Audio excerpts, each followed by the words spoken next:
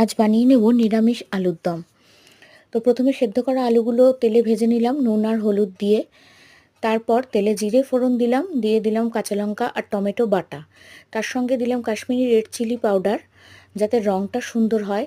তারপর দিলাম নর্মাল লঙ্কার গুঁড়ো ঝালের জন্য, আর দিয়ে দেব জিরে গুঁড়ো, কারণ আর ধনে গুঁড়ো আমি দেব না, এটাতে শুধুমাত্র জিরে ফোড়নের সাথে জিরে গুঁড়োই দেব। তারপর দিয়ে দিলাম টক দই। টক দই দিলে এর টেস্টটা আলাদাই হয়। দিয়ে কষিয়ে নেব মশলাটা। তারপরে টক দই দিয়ে ভালো করে মশলাটাকে কষিয়ে নিয়ে এর মধ্যে দিয়ে দেবো আলুগুলো। তারপরে দেব আদা বাটা। আদাটা গ্রেট করে রেখেও দেওয়া যায়। এর মধ্যে দিয়ে তারপরে স্বাদ ব্যালেন্সের জন্য দেব চিনি।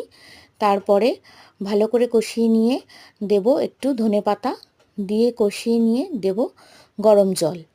শেষে গরম জল দেওয়ার পরে একটু ফুটে উঠলে শেষে কসুরি মেথি দিয়ে নামিয়ে নেব। তৈরি লুচির সাথে একদম